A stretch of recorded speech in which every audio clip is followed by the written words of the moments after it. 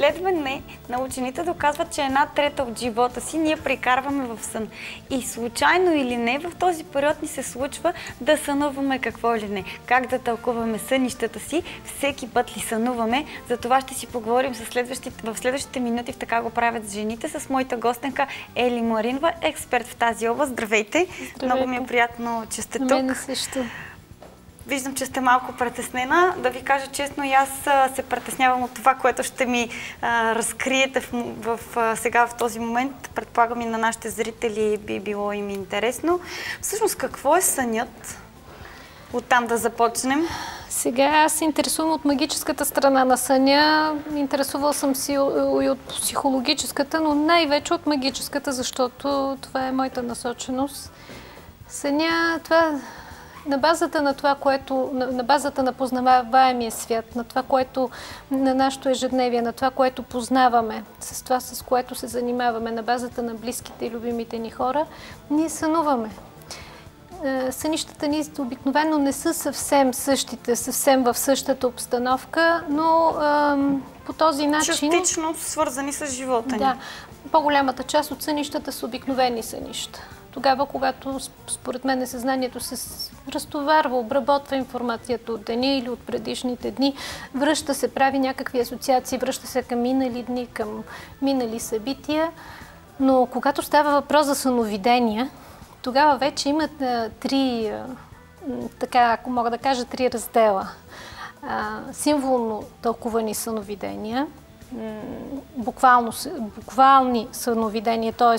буквално случващи се, каквото е сънувано, това се случва, и най-често срещаните са смесените съновидения. Има също така и един смесен тип хем сън, хем съновидение. Това също често се среща и малко объркващо, но общо взето, като се поразпита човек, който споделя си съня, нещата се изясняват и така. Всички хора ли сънуват? Определено да. Няма човек, който не може, дори да не си спомня съня. Няма човек, който да не сънува. А колко пъти на нощ е възможно да сънуваме? Лично от мой опит 3-4 пъти поне аз. Значи, фазите на съня са няколко, повърхностен, дълбок и така нататък. А кой от тези сънища трябва нещо да ни показва, ако ги помним и трите? Не, значи всеки един сън показва нещо. Да, всеки един сън. Няма сън, който... дори когато обикновен сън, той също ни показва опита ни. Не това, което ще ни се случи, а опита, който сме преживели, който съзнанието ни обработва. Ако сънуваме един и същи сън на няколко пъти, какво ни показва това? Трябва да се разпита сънува ли човек, защото по принцип повтарящите се сънища са тревожни. Те говорят за някаква патология, най-често здравословна. И така, дори да е хубав съня, да е приятно да се усеща човек в този сън, пак е тревожно. А когато става въпрос за кошмари, вече наистина е много тревожно. И тогава трябва да се говори, да се стигне до дъното на нещата, за да се види какъв е проблема и как да бъде преодолян. А по какъв начин, когато споделим с човек като вас, който тълкува сънища, такъв сън, каква е процедурата да се въздейства на човека или на неговите сънища? Не е нужно да въздействам. Просто разпитвам, вие се сещате, стигате до определена информация, която досега не е била достъпна за вас по една или друга причина. Така с няколко разговора се вижда къде е корена на нещата и от тук вече нататък, като се види точно какъв е проблема, каква е причината, може вече да се говори дали по някакъв начин ще се въздейства. Аз не обичам много тия неща, въздействията, никак не ги обичам, съвсем честно казано. Ако може да се помогне с съвет, с това да се види на къде върви дадения човек, какво ще му се случи, какво трябва да избягва, на какво трябва да наблегне, това е по-добре, иначе въздействие хич не обичам, съвсем честно казано. Добре, казвате, че няма човек, който да не сънува, дори да не помни съня си, той е сънувал, но да кажем, че доста дълъг период от време даден човек не помни какво сънува. Това притеснително ли е? До каква степен може да отдаде внимание на това нещо? Не е притеснително, по-скоро много дълбок сън. много така добра релаксация, бих казала. Не е притеснително. Притеснително е за човек, който е сънувал, имал е богопратени съновидения, ако мога така да се кажа, защото аз вървя по стъпките на Артемидор Далдиански, когато престане да сънува, когато престане да помни сънищата си. Защото човек си привързва към сънищата си, обича всеки. И когато престане да сънува вече, така не му е приятно и всяка нощ си казва, стигам дано сънувам. Не дано сънувам, а дано запомна това, което съм сънувал и това не е приятно. Имаме зрител на телефона. Здравейте! Добър ден! Добър ден! Всичко е много хубаво, но това, което коментирате, излиза изцяло от официалната християнска религия, която 95% изповядат в България, и сънуват обикновено болните хора. Здрав човек, който работи цял ден, има здрав сън. Така че сънищата обикновено са при болните хора. Благодаря ви за вниманието. И ние благодарим за вашето мнение. Не разбрах много. Нашият зрител каза, че според него болните хора сънуват, а здрав човек, който работи, който е физически здрав... Аз болна ви ли изглежда? Да ви разкажа ли нощта с съня си, който се случи буквално? Ако не се притеснявате, ни го разкажете. Значи сънувам, че някъде с някого си разговарям. Аз обичам много цветя и градини, въобще всякакви видове растения. И си намирам едно растение, което в момента би трябвало да не е цъфтия. То в момента е изкарало съцветия, още не е цъфнало, но намерих 2-3 съцветия.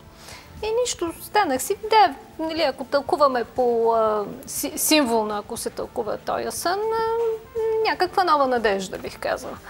Съня се оказа съвсем буквален. Преглеждах си цветята, преглеждах си растенията, покатерих се на един стол, защото това е един клеродендрон бял. Тето го бях го отписала, че не върви. Като му поразгледах листата, той с 2 съцветия. С буквално случване. Как тълкувате това? Нищо, буквално случване. Това е буквално случване. Сънувам ги тия 2 съцветия и 2-3 часа след това аз ги видях. Това е буквално случване на съня. Мислите ли, че това може да е съвпадение? Не. До каква степен това, което сънуваме, може да се сбъдне, да се осъществи?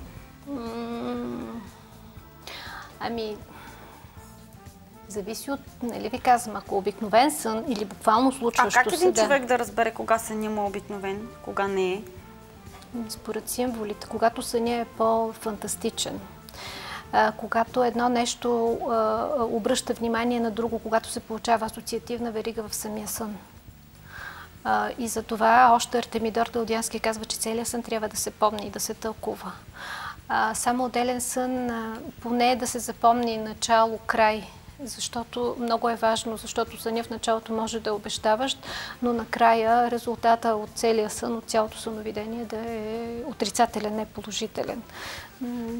Имало е на времето в древността такава професия съногадател. Хора, които са се занимавали само единствено с тази дейност, с съногадания. И се взимали много сериозно. Артемидор Далдиански е единствения, който неговите писания, неговите книги са достигнали до съвремието. И доста интересен като автор. Той е интересен дори за обикновен читател, тъй като книгите са написани много достъпно и много интересно, увличащо. Вие от него ли сте се учили? Аз започнах да се интересувам, когато става ясно, че съм сънувала доста фантастични неща. Започнах да се рови в съновници, да търся, да чета. Не ме задоволяваше това, което намерих в съновници. По-надълбоко вече антична, древна, класическа литература. И се оказа, че има един автор. Иначе така съм се ориентирала по това кой цар, какво сънувал, какво се сбъднало и така нататък, как е тълкувано. И като си намерих Артемидор Далдиански, бях очарована. До каква степен нашите притеснения или страхове за дадена среща или събитие, да кажем на следващия ден, могат да влияят на съня ни и може ли този сън по някакъв начин да бъде пророчески? Може. Може и да се управлява. Има си техники за управление на съня. Това също може, но тези техники не са от, нали, днеска да ви кажа каква е техниката, утре вече да си я ползвате. Това означава ли, че ако се научим на такава техника, може по някакъв начин да си предсказваме следващия ден? Не, можете да си управлявате, например, една среща, която ви притеснява, на другия ден да протече нормално и както искате вие. Това ще го видим в съня си, това, което сънуваме. Вие ще си го управлявате. Много сложно да става. Аз си мислех, че е просто едно разтълкуване на сънища. Не е толкова трудна работа. Има и тълкуване, и този момент го има, но има и така нареченото управление на съня на алфа ниво. Също става. Колко време ни трябва да изучим техниката, за да си управляваме съня? Най-малко 5 години. 5 години? Най-малко. През какъв етап на обучение преминаваме?